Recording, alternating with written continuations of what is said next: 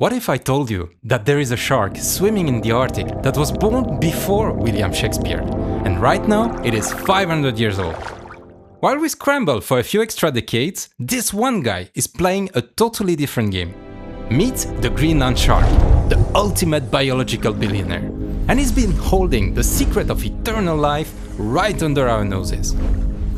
Genetic and extension of life always have been a fascinating topic for human beings. We love life, and obviously we want to find a way to stay young and extend it to a maximum. So of course, many scientists have been working over those last decades on the code of our very own DNA, wanting to find the magic modification that would finally unlock that limit we all face at some point of our existence. So what is so different about the Greenland shark? 3 elements are playing here. First of all, the kill switch. This is a specific mutation acting as a physical barrier to stop rapid cell division. It's like an anti-tumor firewall. So, to make it clear, imagine a photocopier. Here it is the cell, making copies of itself. Before a cell divides, a security guard protein checks the DNA for errors or glitches. And if the guard finds a dangerous mistake that could lead to a cancer, it flips the kill switch. The cell is then forced to stop dividing immediately, or to self-destruct. It's a process called apoptosis.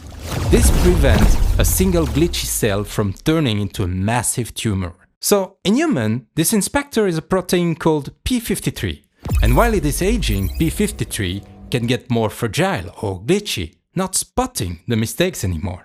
So what is different about the shark's one? Well, if human p53 is a standard home security system, the shark's system is a high-tech fortress with 24/7 elite guards and multiple backup power generators.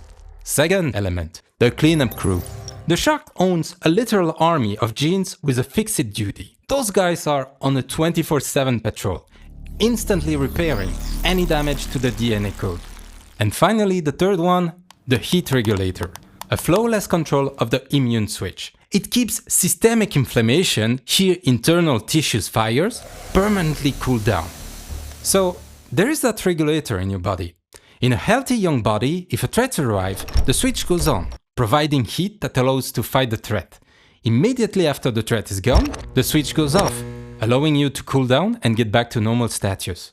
This is why when you are sick, you get fever, for instance, and this fever stops when you won the fight with the virus.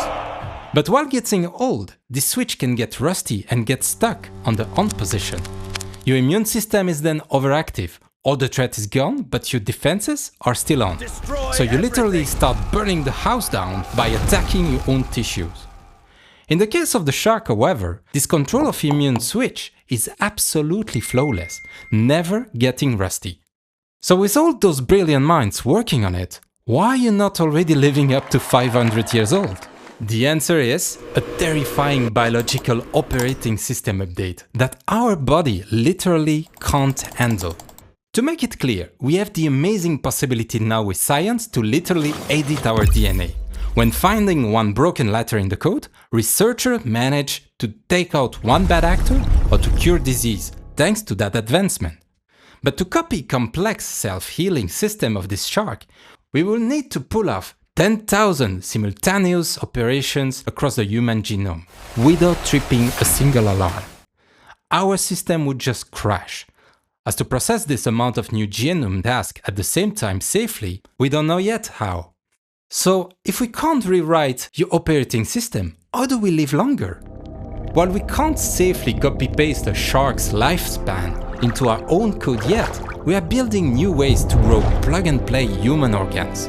If there is one thing in the human being that lives long, it is apparently our imagination. So what do you say? Would you go for a DNA modification if you would live as long as a Greenland shark?